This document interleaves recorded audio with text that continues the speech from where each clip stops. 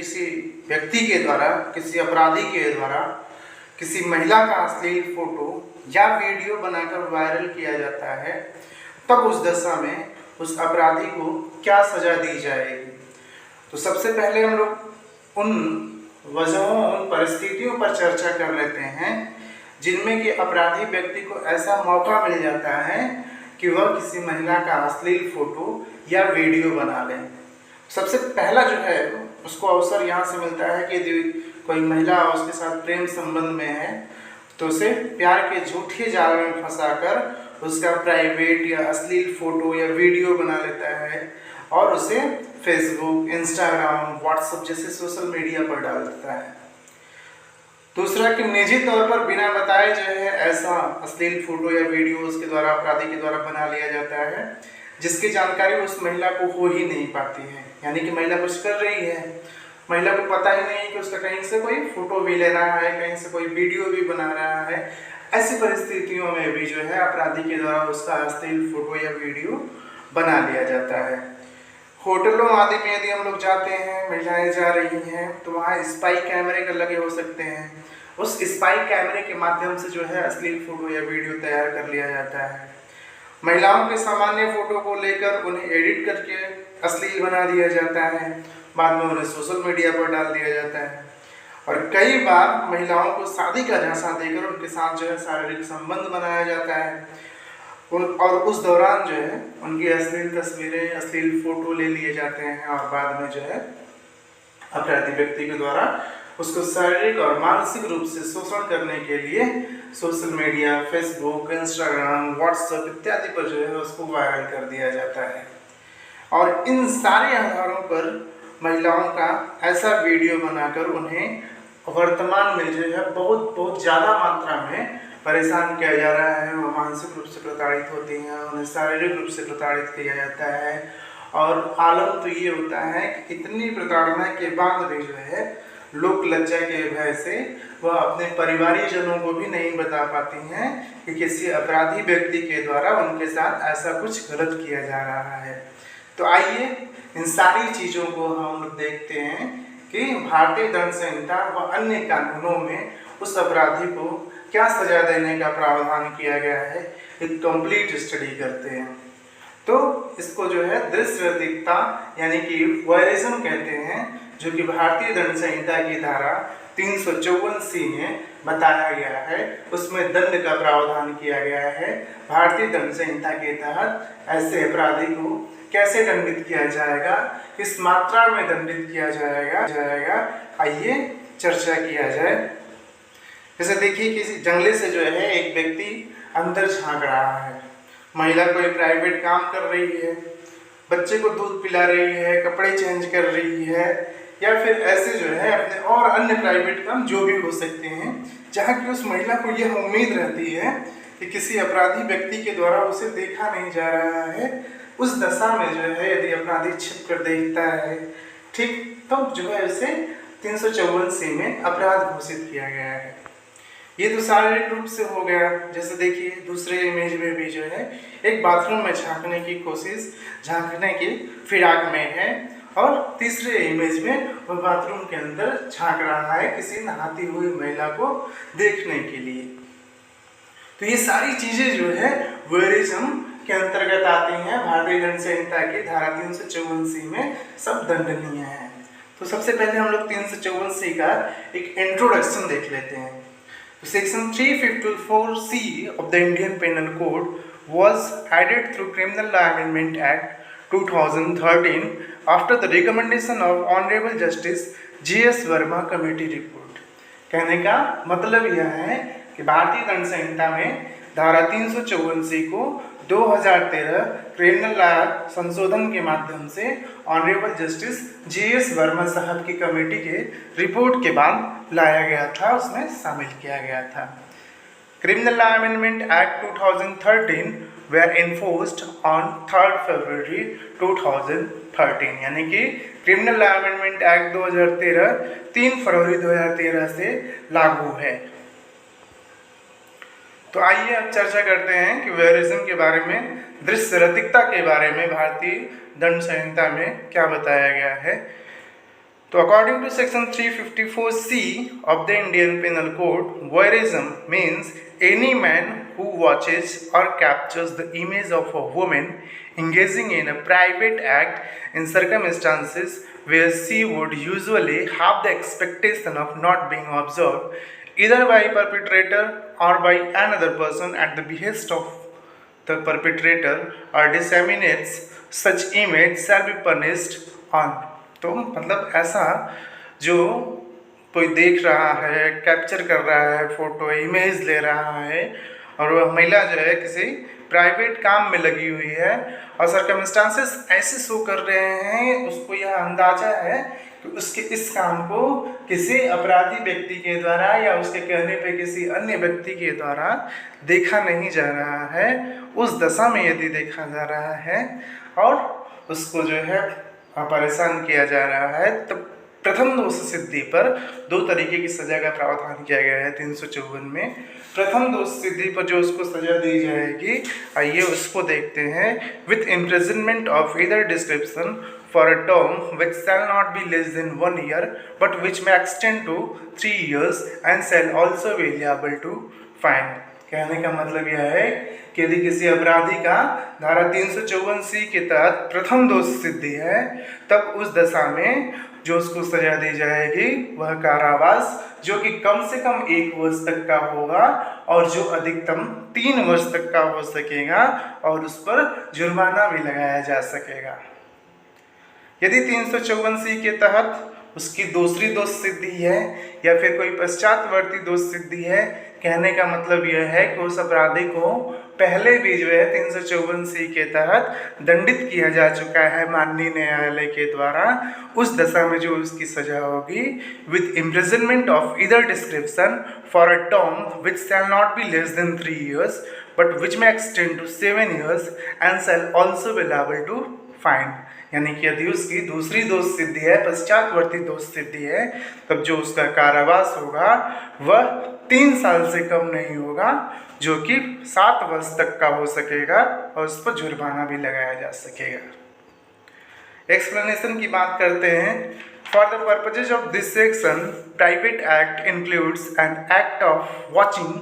carried out in a place which in the circumstances would reasonably be expected to provide privacy and where the victim's genital, posterior or breast are exposed or covered only in underwear, or a victim is using lavatory or the victim is doing a sexual act that is not of a kind ordinary done in public। कहने का मतलब यह है कि कोई private कार्य क्या होता है, उसमें क्या सम्मिलित होता है, आइए उसको देखते हैं। ऐसी परिस्थितियों में जो युक्त रूप से एकांतता उपलब्ध कराने के लिए प्रत्याशित होगा, जहां पीड़िता की जनन इंद्रियां, नितंब या वक्षस्थल प्रकट होते हैं या फिर केवल आधे वस्त्र से ढके होते हैं, पीड़िता किसी शौचालय का प्रयोग कर रही है, पीड़िता किसी सेक्सुअल एक्ट में लगी हुई है और जो इस तरीके का कार्य है जिसको पब्लिकली नहीं किया जाता है, ऐसे काम को किसी के द्वारा छुप कर देखा जा रहा है, तब उस दशा में उसका कार्य जो है प्राइवेट एक्ट के अंतर्गत ही आएगा। यदि सारे काम कर रही है तब जो है उसको 354C के लिए दंडित किया जाएगा। दूसरा एक्सप्लेनेशन हम लोग देखते हैं। Where the victim consent to the capture of image और any act but not to their dissemination to third person, and where such image or act is disseminated, such dissemination shall be considered an offence under this section। यानी कि कहने का मतलब यह है कि जो दूसरा स्पष्टीकरण है वहाँ बात की गई है कि जहाँ पीड़िता चित्रों या किसी अभिनय का चित्र को खींचने की किंतु व्यक्ति के समक्ष उन्हें प्रसारित न करने की सम्मति देती है, यानी कि कहीं काम कर रही है, अभिनय में है, फिल्म में है और उसकी सम्मति सिर्फ इतनी थी कि आप इस पर्पज के लिए मेरा फ़ोटो ले लीजिए, फ़ोटो खींच लीजिए, लेकिन यदि उसकी सम्मति के बगैर उसे लोगों के बीच में वायरल कर दिया जाता है, तब जो है ऐसा कार्य भी अपराध माना जाएगा और 354C में वह अपराधी दंडित दंडित किया जाएगा। जैसा कि दिख रहा है आपको कि एक महिला जो ऐसे पूरे कपड़ों में नहीं है, उसका कोई फोटो ले रहा है, और फोटो लेके यदि देखिए शेयर का बटन दिख रहा है, यदि वह शेयर कर दिया जाता है तब वह क्या 354C में दंडित किया जाएगा। उसके साथ साथ अब यदि मोबाइल फोन इलेक्ट्रॉनिक माध्यम यूज किया गया है तब 354 के साथ साथ एक स्पेशल एक्ट भी लागू होगा जो कि इंफॉर्मेशन टेक्नोलॉजी एक्ट होता है, जिसको 2000 में बनाया गया है, जो इलेक्ट्रॉनिक माध्यमों पर लागू होता है। तब यदि किसी महिला का मोबाइल फोन के माध्यम से फोटो लेकर वीडियो बनाकर वायरल किया जा रहा है तब उस पर आईटी एक्ट क्या स्पेशल सजा का प्रावधान करता है। आइए अब इंफॉर्मेशन टेक्नोलॉजी एक्ट देखा जाए। तो यदि किसी अपराधी व्यक्ति के द्वारा किसी महिला का अश्लील फोटो या वीडियो लेकर उसे वायरल किया जाता है तब section 67A of information technology act तुरंत लागू हो जाता है। तो आइए देखा जाए कि section 67A of the information technology में उस अपराधी को कितनी सजा दी जाएगी। According to section 67A of the information technology act बात करता है पनिशमेंट फॉर पब्लिशिंग और transmitting of material containing sexually explicit act etcetera in electronic form. यानी सेक्सुअली एक्सप्लिसिट उसका एक्ट है महिला का, उसको जो है किसी पुरुष या किसी अपराधी व्यक्ति के द्वारा मोबाइल फ़ोन के माध्यम से इलेक्ट्रॉनिक रूप्स के माध्यम से वायरल किया जाता है। तब उस दशा में यदि उसकी प्रथम दोष सिद्धि है, पहली बार उसे सजा दी जा रही है, तब जो उसको कारावास होगा, imprisonment of either description for a term which may extend to 5 years and with fine which may extend to 10 lakh rupees. यानी कि मोबाइल फ़ोन के द्वारा यदि किसी महिला का अश्लील फोटो या वीडियो बनाकर वायरल किया गया है तब उस अपराधी व्यक्ति को प्रथम दोष सिद्धि की दशा में जो कारावास होगा वह 5 वर्ष तक का हो सकेगा, और जो जुर्माना उस पर लगाया जाएगा वह 10 लाख रुपये तक हो सकेगा। और यदि उसी व्यक्ति की दूसरी दोष सिद्धि है या कोई पश्चातवर्ती दोष सिद्धि है, कहने का तात्पर्य है कि उसे मोबाइल फ़ोन के द्वारा अश्लील फोटो या वीडियो किसी महिला का बनाकर वायरल करने के लिए पहले भी दोष सिद्ध किया जा चुका है, तब जो है उसकी सज़ा imprisonment of either description for a term which may extend to 7 years and also fine which may extend to 10 lakh rupees. यानी कि उसे तब दूसरी दोष सिद्धि पश्चातवर्ती दोष सिद्धि पर मोबाइल फ़ोन से उसका अश्लील फोटो या वीडियो वायरल करने पर 7 वर्ष तक का कारावास और 10 लाख रुपया तक जुर्माना लगाया जा सकेगा उस पर। जैसा कि एक महिला बड़ी चिंतित मुद्रा में दिख रही है, तो आइए देखा जाए कि इसकी क्या चिंता का कारण क्या है। Section 67B of the information technology act अच्छा बात करता है section 67B punishment for publishing और transmitting of material depicting children in sexually explicit act etcetera in electronic form. जैसे कि सेक्शन 67A बात कर रहा था कि यदि किसी महिला का अश्लील फोटो या वीडियो बनाकर मोबाइल फ़ोन इलेक्ट्रॉनिक माध्यमों से वायरल किया जा रहा है तब क्या सजा होगी, और सेक्शन 67B बात करता है कि यदि उस महिला उस बच्चे का उम्र जो है बच्ची का और 18 वर्ष से कम है, उस दशा में जो है उसको अपराधी को जो है क्या सजा दी जाएगी, आइए देखते हैं। तो according to section 67B of the information technology act punishment for publishing और transmitting of material depicting children in sexually explicit act etcetera in electronic form. यानी कि किसी बच्चे का अश्लील फोटो या वीडियो बनाकर वायरल किया जाता है तो उस दशा में उस अपराधी को पनिशमेंट कितना दिया जाएगा। यदि उसकी प्रथम दोष सिद्धि है तब imprisonment of either description for a term which may extend to 5 year and with the fine which may extend to 10 lakh rupees. यानी कि यदि किसी अपराधी व्यक्ति के द्वारा किसी बच्चे का अश्लील फोटो या वीडियो बनाकर वायरल किया जा रहा है तब उसे प्रथम दोष सिद्धि पर 5 वर्ष तक का कारावास और 10 लाख रुपया तक जुर्माना लगाया जा सकेगा। और यदि उस अपराधी व्यक्ति की यह दूसरी दोष सिद्धि है जिसमें उसके द्वारा इलेक्ट्रॉनिक माध्यमों का यूज करते हुए किसी बच्चे का अश्लील फोटो या वीडियो वायरल किया गया है तब जो उसकी सजा होगी imprisonment of either description for a term which may extend to 7 years and also with fine which may extend to 10 lakh rupees. यानी कि यदि दूसरी दोष सिद्धि है किसी बच्चे का अश्लील फोटो या वीडियो बनाकर वायरल करने का उस अपराधी पर तब जो उसकी कारावास की अवधि होगी वह 7 वर्ष तक विस्तृत हो सकेगी और जो जुर्माना उस पर लगाया जाएगा वह 10 लाख रुपए तक हो सकेगा। इस पर यदि बच्चे की उम्र 18 वर्ष से कम है तो एक स्पेशल एक्ट पॉक्सो एक्ट बनाया गया है 2012 में, prevention of children from sexual offences act. तो POCSO act made in 2012 to protect children from offenses of sexual assault, sexual harassment and pornography and provide for establishment of a special court for trial of such offenses and for matters connected with same। यानी कि POCSO act specially बात करता है कि ऐसा कोई sexual offences जो 18 वर्ष से कम बच्चों के साथ किया जा रहा है उस दशा में यह उन्हें to protect children from offences of sexual assault से बचाने के लिए, सेक्सुअल हरासमेंट से बचाने के लिए, पोर्नोग्राफी से बचाने के लिए बच्चों को पॉक्सो एक्ट लागू किया गया है। और यदि सेक्शन 67B लगता है बच्चे की उम्र 18 वर्ष से कम है उसका अश्लील फोटो या वीडियो वायरल किया जा रहा है तब उसके साथ साथ स्पेशल एक्ट पॉक्सो भी लग जाएगा।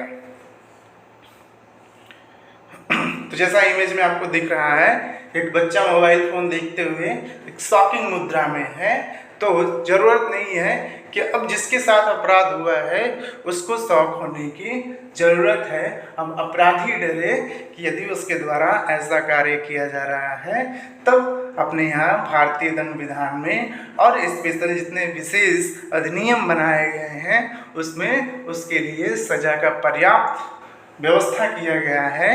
तो अब अवेयर उनको होना है जिसके साथ ऐसा अपराध कारित हो रहा है, ऐसे अपराध किए जा रहे हैं। तो यदि साइबर से रिलेटेड कोई अपराध किया गया है, मोबाइल फ़ोन से कोई अश्लील फ़ोटो ले लिया, अश्लील वीडियो बना लिया, उसको वायरल कर रहा है, वायरल करने की धमकी दे रहा है, तुरंत आप साइबर क्राइम में कंटेक्ट करिए, वहाँ अपना कंप्लेन दर्ज कराइए और पुलिस के द्वारा तुरंत तत्काल उस अपराधी के खिलाफ कड़े कदम उठाए जाएंगे। तो हम लोग जान जाते हैं कि क्या क्या साइबर क्राइम हेल्पलाइन नंबर है। तो इसकी सूचना तो पहले जाके कंसर्न थाने में जो भी आपका नज़दीक का थाना है वहाँ भी दिया जा सकता है, लेकिन यदि आप लोग थाने नहीं जाना चाहते हैं तो उस दशा में घर बैठे ही साइबर क्राइम हेल्पलाइन नंबर पे बात करके आप अपनी शिकायत बता सकते हैं और वहाँ से भी पुलिस तुरंत एक्टिव हो जाएगी, सक्रिय हो जाएगी और अपराधी के खिलाफ एक्शन लेने लगेगी। तो हेल्पलाइन नंबर की बात करते हैं 1090, यानी कि किसी महिला के साथ कोई अपराध हो रहा है तो वह घर बैठे ही 1090 डायल करके अपने कंप्लेंट को दर्ज करा सकती है, अपनी शिकायत अधिकारी तक पहुंचवा सकती है। 1930, 1390 और 1900, यानी कि इन 4 नंबरों में कोई भी नंबर किसी महिला के द्वारा डायल करके अपनी सूचना उस अधिकारी तक पहुंचा दी जाएगी और वहां से वह अधिकारी उस अपराधी के खिलाफ जो भी कानूनी कदम उठाने हैं वह उठाएगा। तो ये हम लोगों ने पढ़ा आज कि यदि किसी अपराधी व्यक्ति के द्वारा कोई किसी महिला का, किसी बच्चे का अश्लील फोटो या वीडियो बनाकर वायरल किया जा रहा है, वायरल करने की धमकी दी जा रही है, तब जो है उस व्यक्ति के खिलाफ क्या क्या उपचार हैं और उसमें अपराधी को जो है उसके कार्य के लिए कितनी मात्रा में दंड दिया जाएगा और क्या क्या साइबर क्राइम हेल्पलाइन नंबर है, सब पे चर्चा की गई। तो बहुत बहुत धन्यवाद दोस्तों आप सबको।